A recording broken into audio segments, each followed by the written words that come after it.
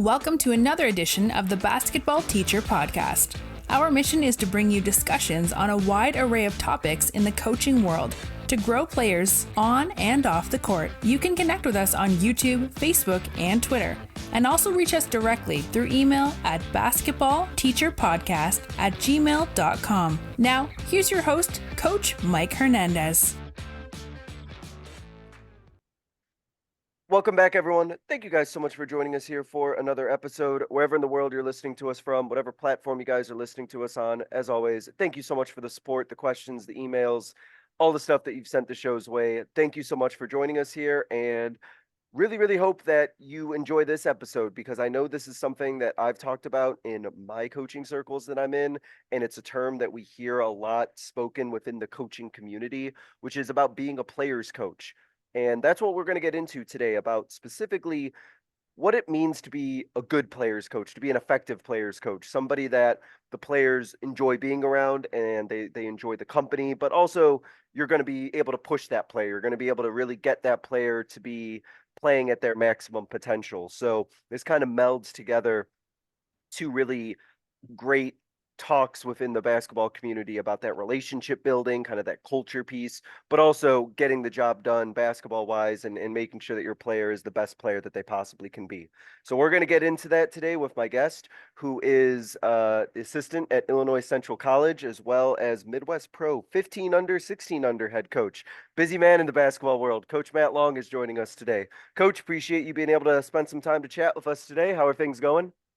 It's going good. I appreciate the opportunity, and I'm excited to get this thing going. Yeah, absolutely. Coach, let's start with your journey within the game of basketball. Where is this great game of basketball taking you? Where's your coaching journey taking you to where it is that you are right now? Sure. Yeah. So I have a pretty unorthodox upbringing. My first sport was swimming. I was a swimmer for about 14 years, and until about halfway through high school, I kind of stopped that. I've always been about basketball. Basketball has always been my first love. I would always go play basketball after I would get out of swim practice, and I would always have a ball in my hands. I would always go out in the backyard. I would always go to the YMCA and pick up, with my friends and all the other kids around in the city.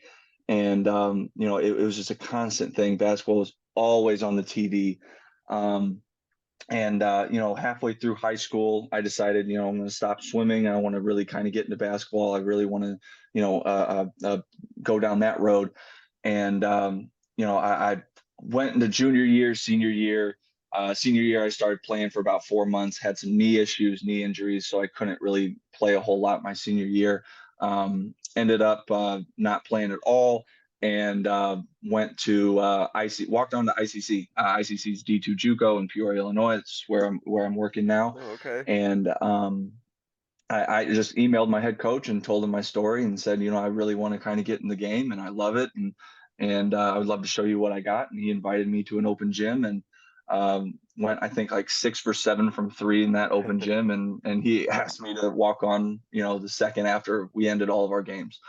And, Wow. then I was there for about 3 years, redshirted my sophomore year, which was probably the best decision I've made in my whole career. And, finished up my third year, had a knee surgery, had a torn patellar tendon, and ended up hanging them up and went to University of North Carolina in Charlotte, just to kind of finish my degree. And kind of was still in it, playing a little bit at the gym and just kind of rehabbing in the correct way that I should have. And really just couldn't really find a way to play again on the college level. So just decided I'm going to figure out what I want to do career wise. And I was out in Charlotte for about 2 years, didn't really have a direction to go down to. So I had a job opportunity back home in Peoria, moved back to Peoria that day. I moved back to Peoria. The job opportunity fell through, unfortunately. So I called my head coach immediately and was like, hey, if you need any extra hands at practice, any rebounders, passers, whatever, like I would love to just be around the game and be able to help you guys at practice. And he invited me to come to practice, the next day. And then a week later, I was on staff. And that Wow. was probably the best. I mean, it's the best job in the world. And I never would have thought I was going to be a coach ever. I remember having conversations with my parents back in college, and my mom was like, "Oh, you would be a great teacher. You would be a great teacher, great coach. You should think about doing that." Back when I was 19, 20 years old, I was like, "No way. Yeah, I yeah, can't, yeah. I can't be in charge of 20 plus kids. No way." And once I kind of dipped my foot in, it was, it was addicting. I loved it. I loved being around the guys, loved just the chemistry and just being around the game and coaching in general, just teaching. Yeah, no, that's phenomenal, and what a cool opportunity to be able to be back where you played. Like I imagine that must be such a surreal feeling to be like, I was in this gym as a player, and now I'm back on the other side. What's that like, kind of stepping on the other side of things, going from the player to the coach at a place that you played at? Yeah, to be honest with you, it's extremely fulfilling. And it kind of helped me grow as kind of an adult. And I'm a younger guy. I'm 27 years old. So like within these last 5 years of coaching, it's really kind of helped me mature, and it's helped me see not just the game, but kind of life in general Hmm. in a different way. And that's kind of through like I was just playing not too long ago, and now I'm on the other side very, very quickly.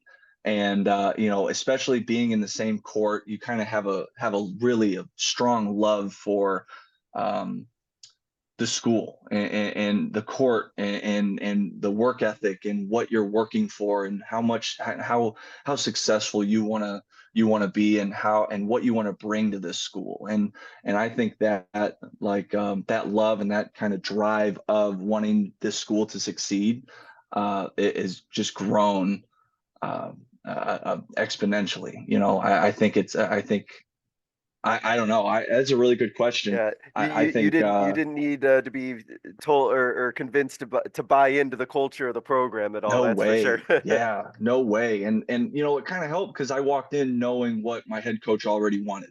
And so Yeah, I wasn't learning a new system. I wasn't trying to figure out how my head coach works. That I already knew the cult, like you said, the culture building, and I already knew what he was asking for yeah. immediately right off the bat. Yeah, and I think it's awesome too to go into that coaching situation like you kind of talked about in an environment that you were just really familiar with. It kind of let you focus a lot on the coaching piece and not, getting familiar with everything. That's such a cool advantage to have as well. No, that's Yeah, awesome. Um, sure. you told your story about your shooting, which gave you that opportunity, and I know that that's something else that matters to you and that you're passionate about. So I did want to ask you about shooting and in general. This is such a broad topic. I know there's so many different elements to this, but in broad strokes, in your experience, what can players be doing to become better in-game shooters? In your experience, what is the key to improving that in-game shooting ability that players can be working on? Sure. Yeah. I've heard this multiple times on your podcast, and I agree. And not even just on your podcast, but with every coach, every shot doctor, everyone, it's reps, and it's not these reps of just going outside in your backyard and putting up shots and just not really having a plan. You have to have a plan, and it's gain reps, and you have to figure out where with the spots that you're good at, you have to perfect those spots. Me personally, my spots were the two corners and the left wing, and those are my three spots. My fault. Hmm. Those are my three top spots that I would always shoot at, and I would get the most reps in because that's where I'm most comfortable at. And I believe that if you want to become a great in-game shooter, um, you have to have reps, you have to have a plan. And me personally, I was self-taught. I never really had a coach that Oh, okay. that taught me how to shoot. I would always watch, guys like JJ Redick, Ray Allen. I know he's not a great shooter, but Dwayne Wade was my favorite player, and I would always watch him. I would just really just watch how these guys are shooting, and I was the kid who shot with two hands in middle school. I would just push the ball, and I started to figure out, really how to shoot. And I saw, these guys do those 3-foot form shooting drills, and I started doing those in my backyard and started to get the feeling for it. I believe shooting is a feeling. I think you can have an unorthodox form. And I think if that ball goes in at a high rate and you have a little unorthodox form, I think you should be able to trust it. I think like a shot doctor could, you can tweak some things. You can tweak maybe the speed or the where you let the ball go a little bit. If you're letting it go a little low, you need to get it up a little higher. But I think a perfect example is Tyrese Halliburton. He has a Yeah. very, very unorthodox shot. That thing goes in at an extremely high rate. And but I remember listening to podcasts of him, and he said that his past coaches have just told him, that it goes in at a high rate. You just need to trust it. You just need to let it go and just get reps up and practice, just practice what you got with what you got. And I really think, like, just especially becoming a better in-game shooter, um, trusting yourself is really the main thing. Trusting the work that you put in behind closed doors, um, loving the grind, doing the basics. Doing those 3-foot form shots each game or before each practice. The pros still do it. So I really do think um, that I really do think that those are the most Yeah. important things. I Yeah. really do.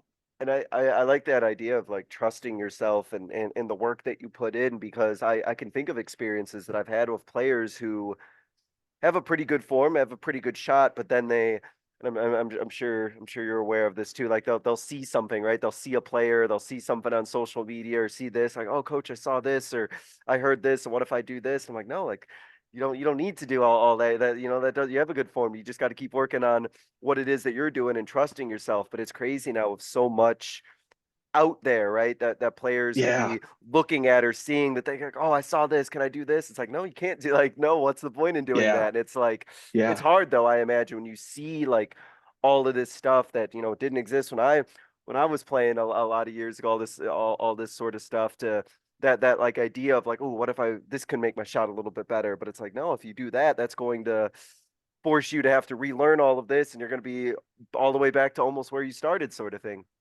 right. And another thing to piggyback off that is the mental part of it. I mean, like if you have all these things in your head and you're saying, oh well, this guy wanted me to do this, then this guy wanted me to do this, and you have 5 guys that are telling you different things plus social media, Yeah. you're just thinking about so much, and you're not relaxing, you're not feeling your shot.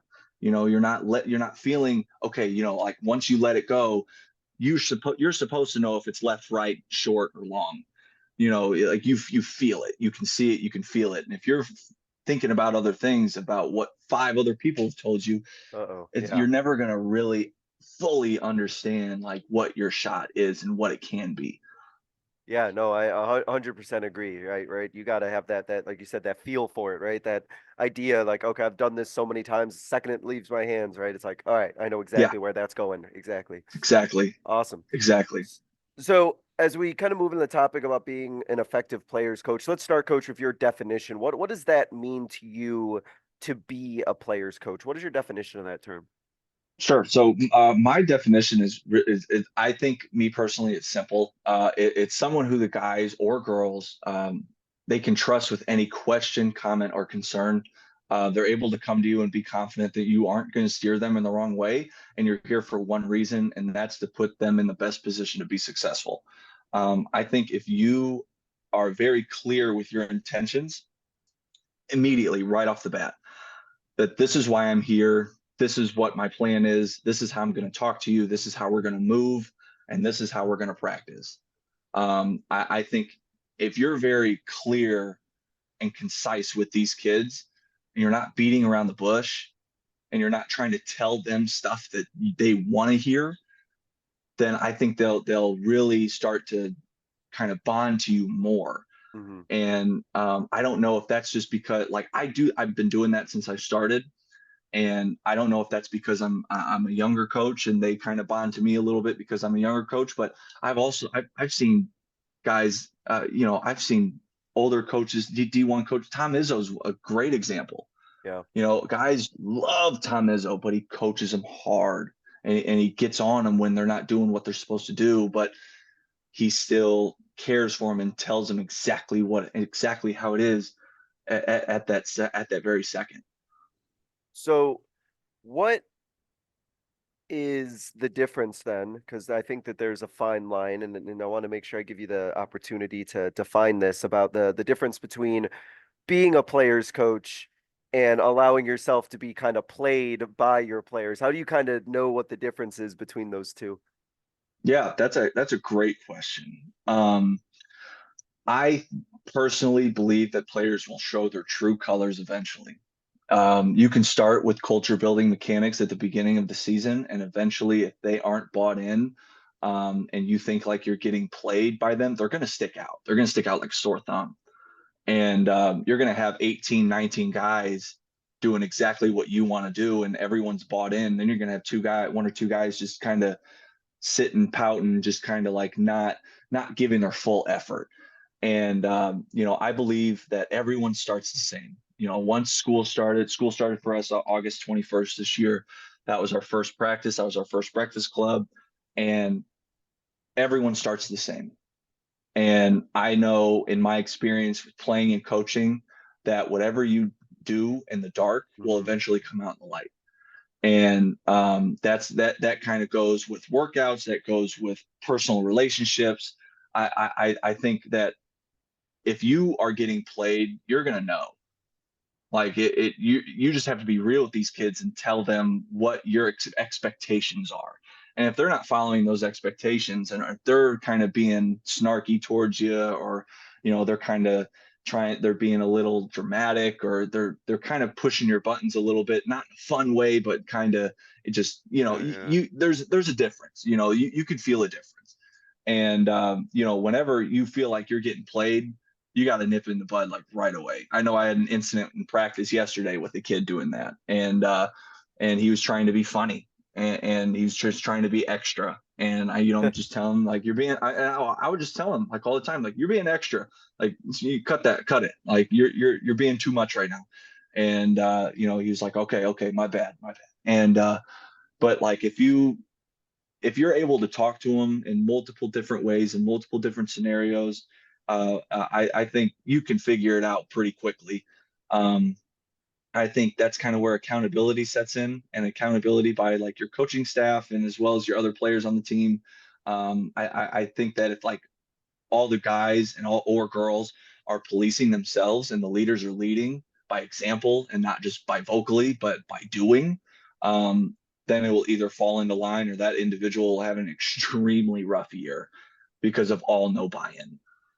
So how did that get built with the staff where players bought in? Like how did they all kind of get on board with the message of what you're trying to do so that they were coachable and that they were in a position where you could kind of get on them? What was the process of that, and maybe some of that was even done before you got there as well?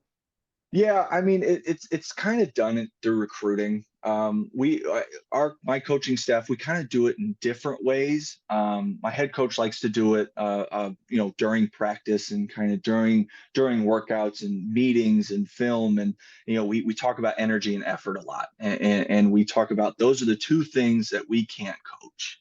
And if you come in here with energy and effort, then we can work. And I think those are the two major parts that I think that can really help you and your team get rid of a lot of distractions. Hmm. And I, I don't know. I think we all kind of do it in a different way, but we all end up under the same, with that energy and effort. I talk to them one on one. Me Okay. personally, You I have those talk to my guys one conversations. on one.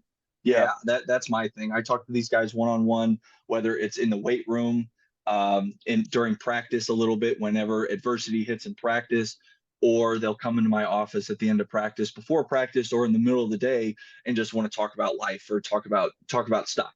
And usually those conversations will start to evolve into energy and effort, and it'll start to um, be more of a culture conversation for sure.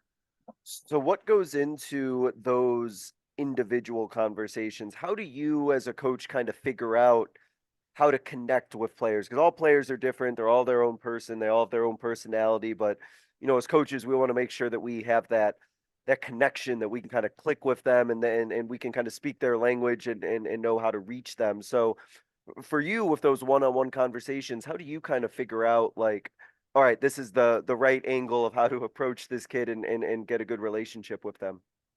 Sure. Yeah. I approach every kid in the same way. I think it's simple. I think you just got to get to know these kids.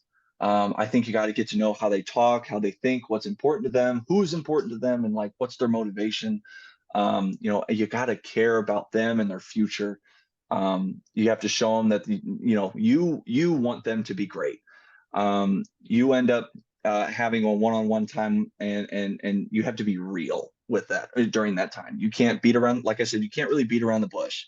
A lot of these kids have kind of been spoon-fed their whole lives, but once you're in college, I like to let these kids know immediately. Once you're in college, um, mom's not here anymore.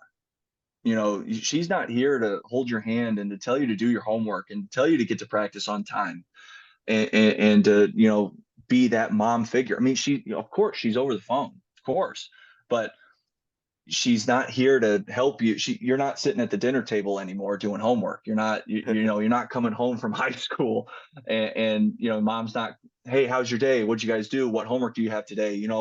It's not that's over with, it's done. Like you're alone, you're 18, 19 years old, you're a young man, you're starting to become an adult, and this is your life, that you need to start figuring it out now. And these are decisions, and building a strong relationship with these kids is kind of teaching them that you have to understand that you have to make winning decisions on and off the court to be successful. And you make, I don't know how many decisions a day, thousands of decisions a day, maybe millions, maybe a million decisions a day. I don't know. But you make an extreme amount of decisions a day. And how many of those decisions are winning decisions? You can make that's with eating food, getting to class on time, not being on your phone during class, turning in all assignments, getting to practice early enough where you can get ready to go so we can stretch 15 minutes before our start time. All of these decisions, you have to make winning decisions throughout your day, because winning decisions are only going to help you move on, and they're going to push you that much forward. I think not. Um, you have to show what you can do in practice also. I tell them all the time, you have to show what you do in practice. You can't just think like, I was the dude in high school, so I'm going to show up and I'm going to play immediately. Yeah, Like these kids got to really understand that once you get into college, it's a and little even in the humbling. JUCO level. Yeah, right, right. And once you get even in the JUCO level, that you're going up against every team that you go up against, that starting five, even your starting, like even that whole bench that you were going up against, they were probably the guy at high school, if not the number two. So these guys are really talented, and you have to understand that you're not the guy anymore, and that's Yeah, okay. You might be yeah. a role player, but you're going to help us win games. This is why we brought you here. And I Um, can imagine that could be a hard adjustment for players to have to go from being, the top guy to just more serving in a role capacity. Oh, 100%. We're kind of going through that right now. We have a kid who we brought in, and he's starting to understand it a little bit more. But when he came in, he was just telling us all the time, like, "Oh, I was the guy in high school and AAU. Like, I'm not used to this." And we're like, "Yeah, like this. We have we have some studs here, and these studs are beating you up." Yeah. This is a very eye-opening experience for him, but that's college. And just one more thing to in these conversations that I have, I always like to tell them that this is college. This is Yeah. there's stuff that's expected when you walk in. The second you walk through these doors, we expect you to be on time. We expect you to go to class. We expect you to turn in these assignments. We expect you to hold yourself to the highest standard possible while you're, getting groceries at Walmart. Wherever you're at, we expect you to do these things already. We're not going to give you a whole lot of leeway with these things. This isn't something that you have to learn, that you have to get used to. It's something that you do now. Because in any other college, once you go to a university after your 2 years here, that's how it's going to be. And we're trying to get you into that mode. And I'm very, very big into that. And those, I imagine, right? Those players need at the college level. They need like a role model. They need somebody they can trust, especially somebody like yourself who's gone through that. Because all of this, I imagine, for the most part, has to be so unknown to them that not only are they dealing with basketball at a higher level than they've ever played with before, but just the way that they're being held to, the expectations of how they are off the court, like all of this could be really like daunting to them. And I imagine having a coach or multiple coaches who they know that they can trust has to take a lot of that anxiety kind of away from them, and help them kind of guide through the process, especially like I said, those people who've kind of been through it before them. Yeah, 100%. So what, as a players coach, of course, you mentioned this before about being an effective players coach, those relationships can get tested where players butt heads with a coach, or something gets tense, or something, you get on a player, and things can get a little bit tested where the strength of that relationship can really Hmm. put to the test. So I wanted to give you an opportunity to maybe describe what some of those experiences have been where that player coach kind of relationship has been tested, and how both you and the player, for a lack of a better term, kind of passed that test. Yeah, it's another great question. Um, in my opinion, I think it's just through adversity. It gets tested through adversity because you practice going through adversity in practice. I have this program called Breakfast Club. It's a 10-week program that's in the preseason. It went from uh, uh, August 21st, the first day of school, to October 27th. We had to end it a little early, unfortunately, because of some preseason games. So, but a couple weeks early. But anyway, so it's a 10-week program, and it's a culture builder, and it's tough. You wake up. We're at the gym at 6 a.m. and we're lifting from 6 to 7, and from about 7 o'clock to 8:15, 8:30, depending on the time. We're playing basketball. We're on the court, and we're probably doing some conditioning. We're doing probably maybe about 30, 40 minutes of conditioning. Then we're going over drill work. When we're going over simple drill work, we're just going over ball screens, how to hedge, how to show, how to what's drop coverage, what are different kind of cuts, what's the main. And I was kind of also teaching the main offense and what we were trying to run this year as well. Hmm. That gave us some opportunity to get in the gym together 5 extra times, a week, where we might have not had that opportunity to build the culture. And I had an opportunity to kind of get these guys mentally ready for what we're going to go up against this year. And I know I talk to them a lot. I'm big into the mentality and the psychology behind basketball. And I believe that if you can kind of get past kind of understand the mentality and the psychology of your own self, and especially with in the game of basketball, the physical part comes natural to most of these kids. Everyone knows how to dribble a ball, and when you get in college, everyone knows how to score. Everyone knows how to dribble a ball. Everyone knows how to pass. You just have to learn you know the the culture of the mentality, I Yeah. think. And but I think it gets tested through adversity, and through those times in Breakfast Club, that's where you build it. It with the hard conditioning and the hard workouts, and them not wanting to get up at 6 a.m. we have one guy not wanting to get up, but you have 17 other guys getting up, and they help that one kid, kind of get going, have that energy, and that kind of builds just that team camaraderie. And I think it gets tested when you have your season and you go through that 5 to 8 minute lull where you can't put the ball in the basket and there's a lid on the rim, and you're like, what are you going to do now? Are you guys going to quit? We're down 12 with 10 minutes to go, and the game's not nearly close to being done. We got to For sure. remember what we've talked about. We got to remember to stay the course, and building those relationships at 6 a.m. in the morning, build that trust and confidence. And I think there's an energy that coaches can give off, that players feel, that is built behind closed doors during conditioning, hard practices, one-on-one meetings, and motivating them and making them remember why they're doing this.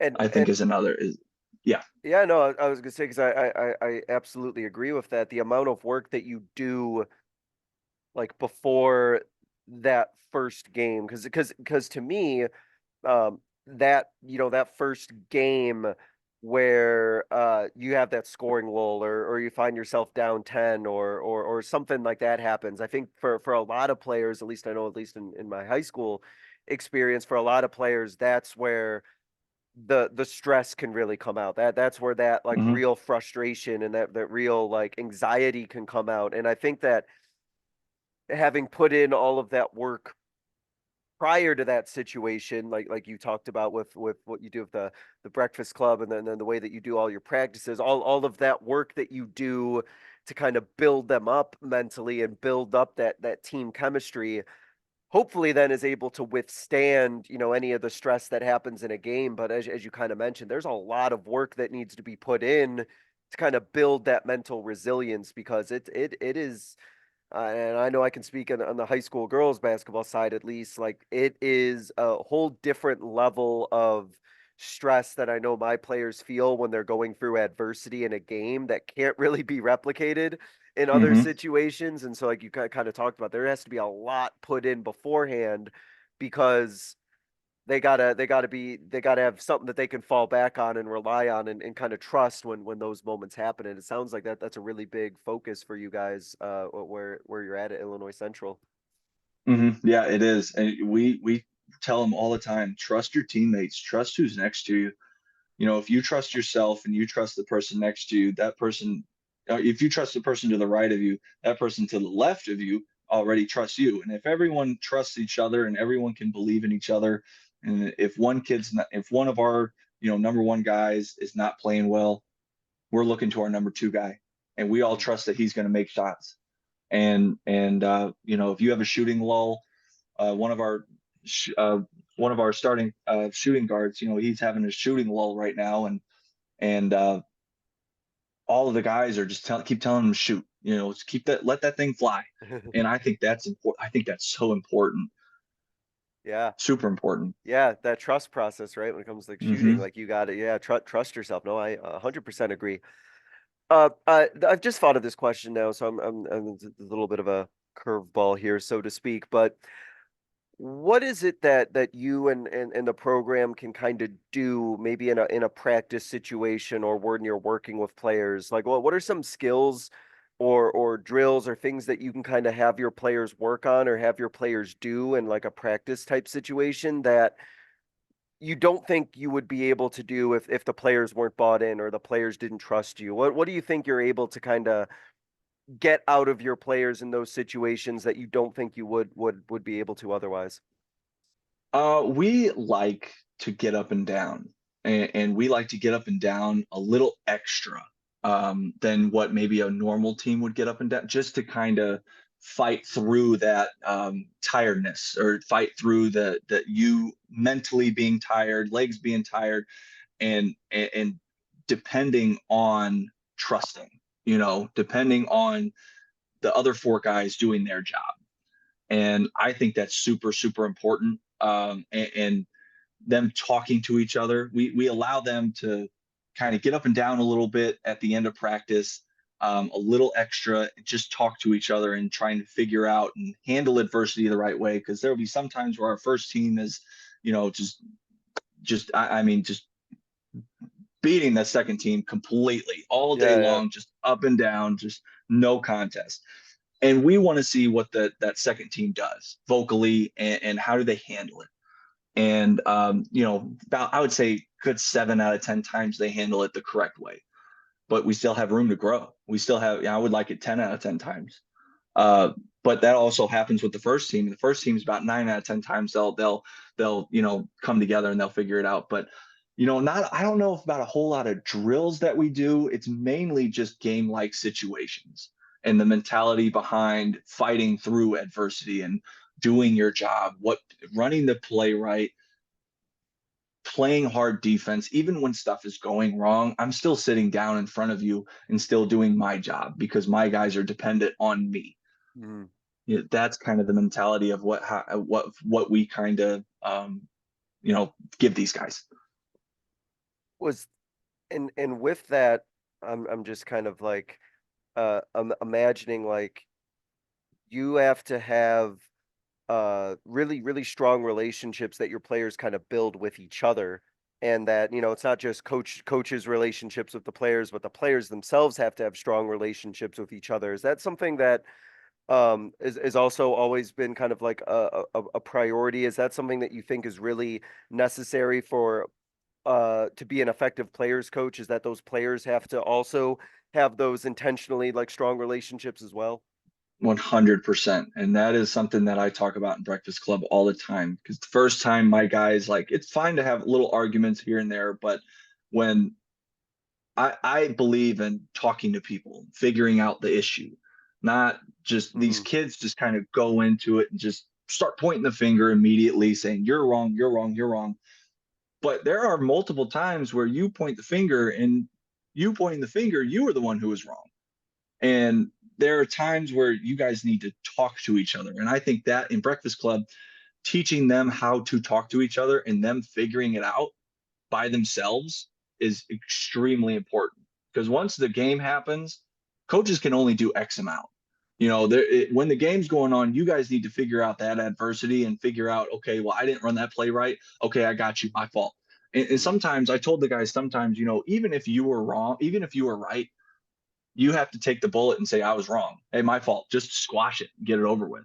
If it was a bad, if you had a perfect pass straight to the guy in the corner, and that ball just it's one of my pet peeves, where no one, he's wide open, no one's around him, nice chest pass, straight, hit him straight in the chest, that ball falls out of bounds. And that's a Yeah. terrible turnover. And now I'm looking at the guy who's passing it. I want that guy looking at him, going, "Hey, that's my bad. That I got you next time. That pass was too hard." Just to take the stress off someone else, even though that it was totally like the guy who caught the ball. It was his fault. He's supposed to catch that big orange ball. Hmm. Like, I want him to take the fault. Like, there's the stress level goes down immensely. And just sometimes you got to just take the bullet, and sometimes Hmm. you just got to say that's on me, even if it wasn't. That's on me. I'm Just going to take yeah. that one. Yeah, it's that.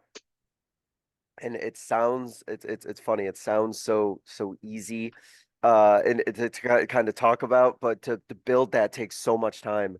Because Yo, I'm sure, yeah, as you know, players got egos too. Players yeah, have oh egos, yeah. and to show that humility, or to show that ownership, or that vulnerability. I guess that's a better word, of like Hmm. making a mistake and then owning up to that mistake. It's hard. I'm sure you can speak to it. It's hard for players to do, and it's not something I know for some players that comes naturally either to do that. 100%. And I tell these kids all the time that once you do it, and even you got to swallow your pride for just a second, I guarantee you in 2 minutes no one's going to even think about it. No No, one will no, remember it. no. They'll It's have gone, already it's moved done. on. They'll have already Yeah, have completely moved on from that. Yeah, no, you're yeah, 100% you won't right. even think about it. Yeah, like like there's a million other things that are going to be happening right after that moment, between then and the end of that practice, that situation. It'll be a distant memory by the time. Right. But in that moment, it feels like it's going to last forever, and like it's like and no Oh, one's gonna sure. forget it, sort of thing. Yeah, Yeah. absolutely. Um, Hmm. yeah, especially at the college level, coach, you got long seasons. It's definitely a grind, and especially the fact that you're dealing with student athletes who are also have that experience as well on the academic side. So how do you work with your players to keep them motivated and working hard throughout a long season? What goes into, tapping into that relationship that you have as a players coach to make sure that they're still giving you everything that they got throughout that very long and arduous season? Sure. I've had a couple tough seasons out of my 5 seasons I've been coaching. I've had a couple, and my belief is you got to tell them stay the course, and you got to remember your why. You got to remember why you're here. You got to remember that, whether it's taking care of your family, you could have kids at home, or this could be all that you have. You got to remember why you are here. My job is to find their ceiling and push them straight through that ceiling to find a place that they didn't believe that they could make that they could make it to mentally, physically, emotionally, and academically. When stuff is going bad, there's other things that you can still improve in, and you never know when a team can just be firing on all cylinders and they could click immediately, be a 6-20 team, final 4 games of the season, win 4 in a row, be the last seed in the playoffs, and then make it to the championship. You never know. You really Mm. never know when everything could just click. And I think finding their why and making them remember their why they're here, why they're working, why, you know, I think that's really, really important. And that's a great motivational tool to keep them going. And, you know, another thing is that no one's perfect. No team is perfect. And if you communicate that we're going to have hardships and we're going to face adversity through the season. And it's not about facing adversity, it's about how you react. And even though if you have a losing season, how are you going to react the following day when you've lost 7, 8, 9, 10 games in a row? How are you going to come into practice that next day? Are you going to waste your day? Are you going to not get better? Because like you have a career Yeah. after this year, like you have a future after this year. Are you going to waste your day because you're having a bad season as a collective unit? Or are you going to keep getting better and getting ready for next season, or getting ready for us to, try and click and get on all cylinders? You just sitting there and waiting for next year to come and not practicing hard and not going in the weight room and just kind of stopping your routine isn't going to help anybody. And so you just got to stay the course. Yeah, And it's hard to do, but it's what you got to do. well, yeah, and you have a really great experience that you can draw from is by being able, I'm sure, to tell these guys how quick this goes by too, and how each day Oh, matters and the importance of each day and each moment, because before you know it, it's done. And I'm sure that's something either you can or have had that conversation with your players about. oh man, we have that conversation almost every day. I Yeah. know whenever I talk to my guys at the end of practice, that's one of the things I say maybe like 3, 4 times a week, that this goes by so fast. College goes by incredibly fast. It's unbelievable how fast it goes by. We're already 11 games in, and we're going to have 15, 16 more games in about a 2.5 month span, 3 month span. And it's going to Yeah. be over. It's going to be over in a snap of a finger. Yeah. And like I know I've even talked about, to my players before, and I'm sure you've had this conversation about, it's like, man, how badly I wish that I could like go out and do this for you, right? Or like I can go out and Oh, have that opportunity to be doing this, but like I don't. So like you better not man. be wasting this, right? Like but I think as you know, right, some of these players, and I know at the high school level too, they think like it's going to last forever. And I talk to my seniors now about like how much time is really left in their basketball season, and some of them their basketball careers, and it's like they kind of get it, but it's like I don't know if you really do until that last game hits you, and then you're like, oh wait, Hmm. it's done, sort of thing. and and Hmm. and I'm sure that sense of maybe it's urgency, right, seems to be something that's really important in your program about making the most of each moment and each day. Yeah, it's living in the present day. It's not looking at the future. It's not looking at what you're going to do next week, because next week can change tomorrow. Your whole plan can change with something happening tomorrow, and you got to live in the present day. You got to live where be. I tell my guys all the time, be where your feet are. If you're in the weight room, lift hard. If you're on the court, play hard. If you're in the classroom, focus hard. If you're at home doing homework, do it. Don't get distracted. Don't Just be where your feet are, and live in the present moment, live in the present day, and don't worry about what's coming tomorrow. Don't worry about what's coming in a month. Don't worry about what's next year going to be like. Yeah. You never know what next year is going to be like. You never know what tomorrow is going to be like. Yeah, no, I 100% agreed, and I think that's one of our goals, or one of our jobs as a coach, is to make sure that, whatever it is that we do is how having our players focus on what's happening in the present. Even as coaches, I know we can maybe look, a day, a week, sometimes years down the road about what's coming, but like making sure we also are staying in the moment. And I think our players realize when we are in that moment with them, and we're not like looking ahead, or we're not, our mind isn't elsewhere. And I know it's hard as coaches, but, and I'm sure you could speak to this as well, that, players can kind of tell if you're not present there with them, and your mind is elsewhere, you're thinking about elsewhere, and they pick up on all that stuff. They sure do, 100%. And that was something I kind of learned last year. That was kind of one of the main things I learned last year, was be where your feet are. And I had some personal things happen last year, and it affected my coaching style. It affected my year. And after the year ended, I thought about it, and I said, I could have done this better. I could have focused a lot better. I could have left this stuff at home, or I could have left this Mm, stuff outside of the gym. And I kind of felt a little guilty, because I didn't give my kids 100% of me. I didn't give my kids 100%. And so this year, it's been so much better. And it's been the mindset and the mentality of it. It's be where your feet are, and just focus on present day, focus on what you're doing at that present time. yeah, absolutely. Because once that moment's gone, you can't go back and go back to it and try and change it at all, right? You Hmm. gotta make the most of all of that. No, Hmm. no, 100%, absolutely.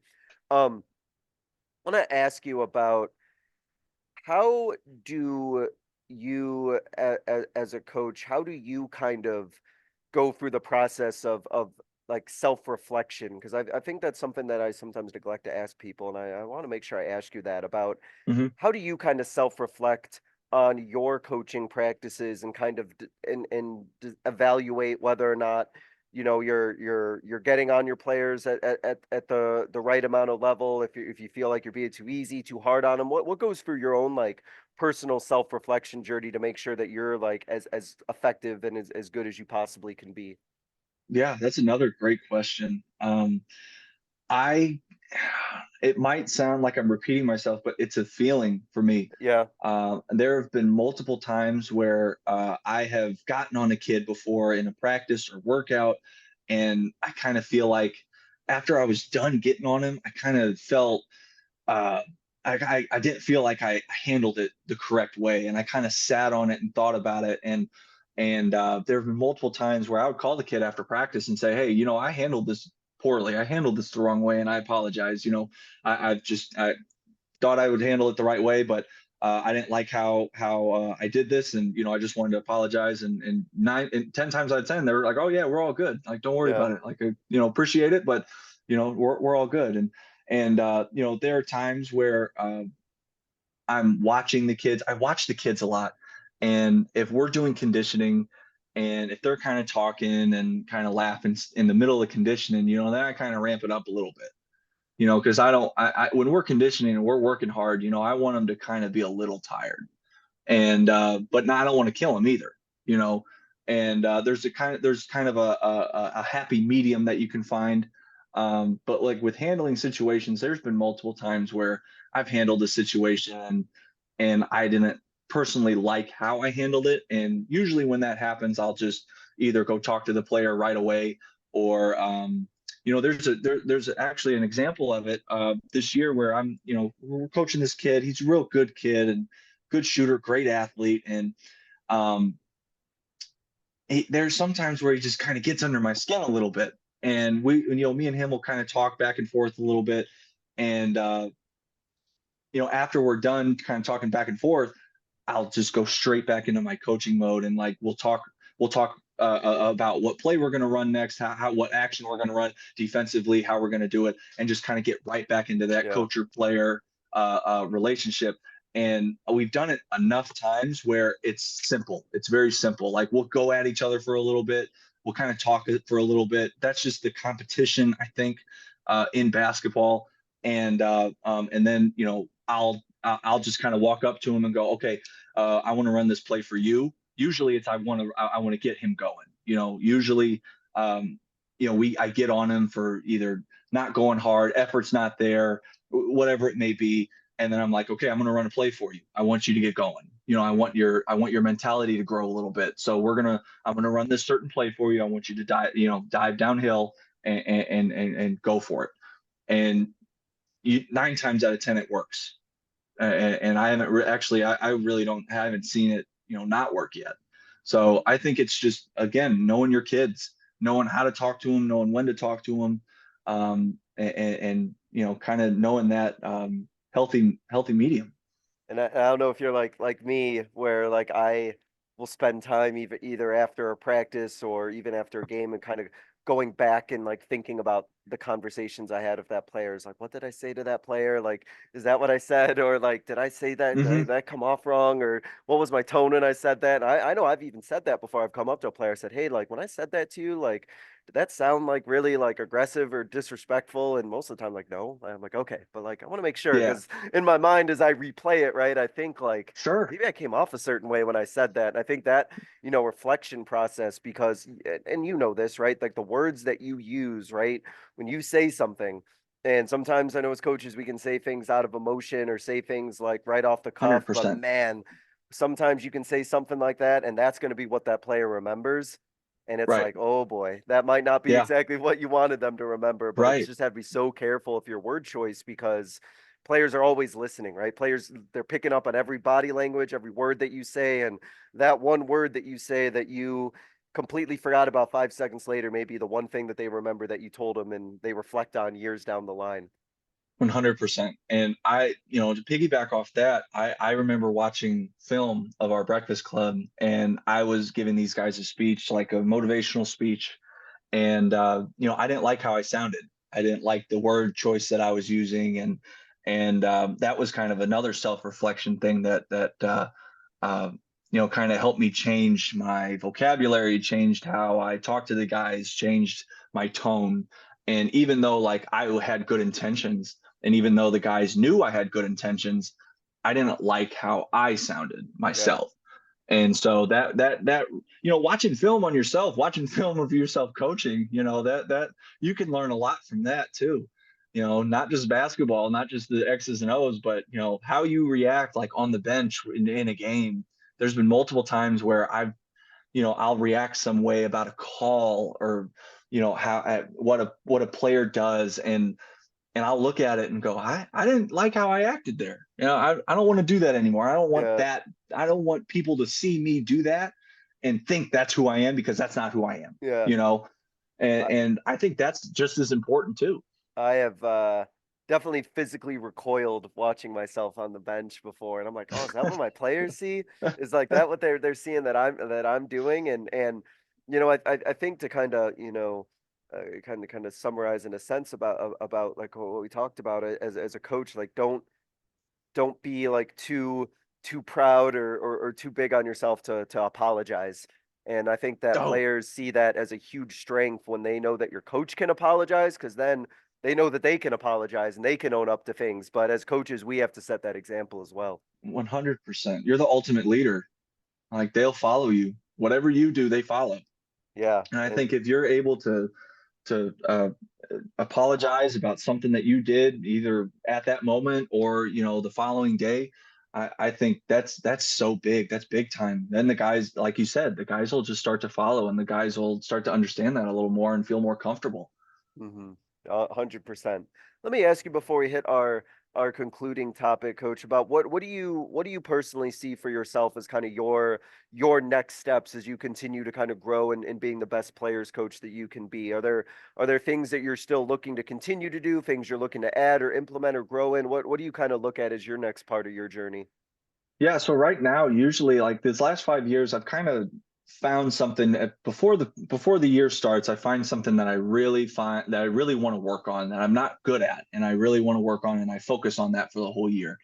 And this year, it's a whole. I'm running our offense. This is our. It's it's me and my head coach. It's a we do it together.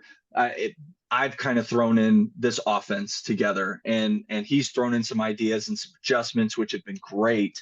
But usually, like about 90% of this offense has been my doing, and that's complete. That I haven't done that, and that's completely new for me.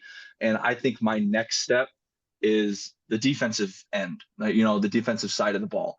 And first of all, perfecting this, not perfecting, obviously no one's perfect, but Hmm. the best to my ability of learning offense and being able to draw up plays and just having a library of plays in your head and knowing exactly when to use a play for who in what situation.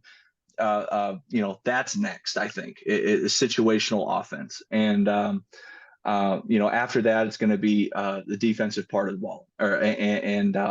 There's so much you can learn. I'm a sponge, and I believe that even if you're 60 years old and been in the coaching career for 30 plus years, you're still learning. The game's adapting at every year. The game's getting different, or Yeah.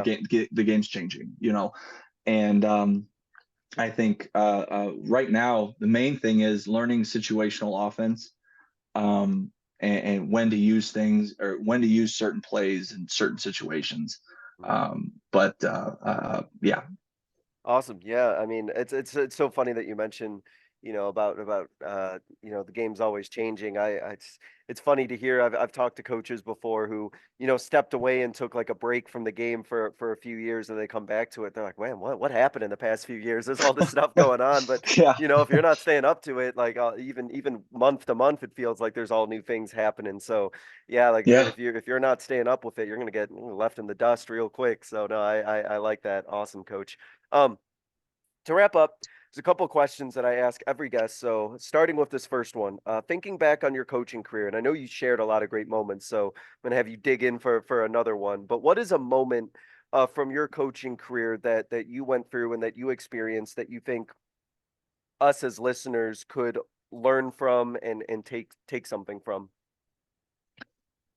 I think it's all everything that I can kind of think of kind of falls under the same umbrella of what we've talked about today, and it's just about being able to adapt with kids with different generations. And I had a situation where I brought a kid from Orlando to Peoria, Illinois, and he was going to be here for a year. He was at Polk outside, I believe it's outside of Orlando for his freshman year, and then he came to us his sophomore year. And I recruited him out of high school. I recruited him his senior year, and his mom wanted him to stay home. So, and he didn't have a successful year at Polk, so his mom allowed him to come to Peoria, and we stayed in touch. Just kind of at a relationship standpoint throughout that whole year. Didn't really talk throughout the basketball year, but once the basketball year ended, he contacted me and was interested. And we brought him here. 6'6", 190 pounds, just lanky, athletic kid, and really good kid, great heart, good, head on his shoulders. And me and him were very, very close. And Hmm. to the coaching moment I'm talking about is having having a strong relationship with a kid and treating him like everyone else. He was not a favorite. He was the Yeah. kid who I knew the best, but I got on him more than I did anyone else that year because he knew that I expected a lot from him because we talk all the time. He knows my mentality. He knows what I expect. And when he wasn't doing that, when he was in his feelings all day and he didn't practice hard, I would get in him.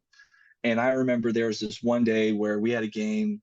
Really, I can't remember who we were playing, but I remember it was a region game, and he missed his assignment on defense, and it was just a blatant, just I'm not playing defense. Like it was just one of those Okay. possessions, and we called a timeout, and I mean, I just lit into him at half court. I walked up, met him at half court, lit into him, and it's funny because I remember his mom texting him after the game and saying like, "Oh yeah, Coach Matt, he really got into you. You know, tell him to do that more." And you know that's good. That's good that he's doing that. And you know, having that, I think like even when you have kids who you're closer with, because everyone is closer with a couple kids than others, and treating them the same and treating them like you can't treat them like they're your favorite. You can't. Guys will pick that up immediately. You have to treat them like they're the same, and you have to be on them just as hard as you're hard on everyone else.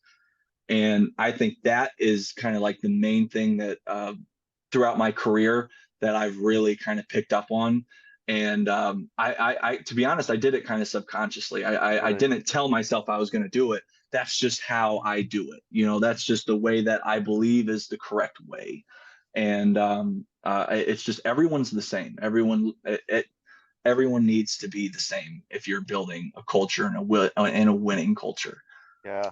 Yeah, that's great. I appreciate you sharing that. And then that's funny about like, yeah, keep doing that. Get on that player more. Yeah. Keep getting him on. And I gotta give you all credit as a coaching staff getting somebody out from Orlando out to East Peoria. That's that's quite the adjustment there too.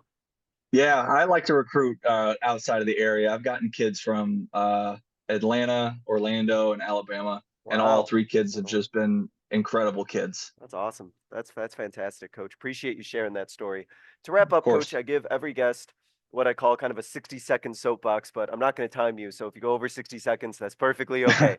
But it's your platform to kind of get out kind of a final message, a closing thought, a final idea. You can take it any direction you want. It could be related to the topic. It could be otherwise basketball or coaching related. It's your soapbox, so you can determine what it is that you want it to be about. So, Coach, I'm going to go ahead and open the floor and just kind of let you take it from here. Well, I appreciate it. And before I get started with that, I want to tell you I really do appreciate this opportunity, and Mhm. I love what you're doing with Thank you. the whole coaching career and all the coaches listening and how you help us. And I know you've helped me a lot just recently because I started recently listening about Oh, like thank you. maybe 3 months ago, and I really do appreciate what you're doing, and I know multiple coaches think the same way. But like I said earlier, I'm a young coach. I'm only 27, year five, and uh, there's a learning curve, and there's a lot that goes into it. And me being a young coach and only having like 3 years of actual college experience, including high school. I didn't really play a whole lot in high school. Just having 3 years of uh, experience. It if you love the game and you love what you're doing, you're going to be great at it. You got to believe in your work. You got to believe in your philosophy. And if there's any young coaches out there listening, or coaches who guys who want to get into coaching or anything, anything of that matter, believe in it. Follow it, follow that feeling, run with it, and if it's not right for you, it's not right for you. But dip your toe in and see how you like it. I promise you, it's an amazing feeling once you talk to one kid and you tell him like this is how you handle something, or this is what you do in this situation, or let's try and do this, and then they do it and they succeed. When they look at you and kind of give you that little nod or give you a wink or kind of like smile at you, it's unmatched. It's Yeah. completely unmatched. Nothing can beat that feeling.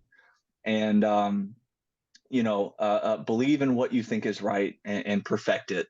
And all coaches are different. All coaches have different philosophies. Everyone's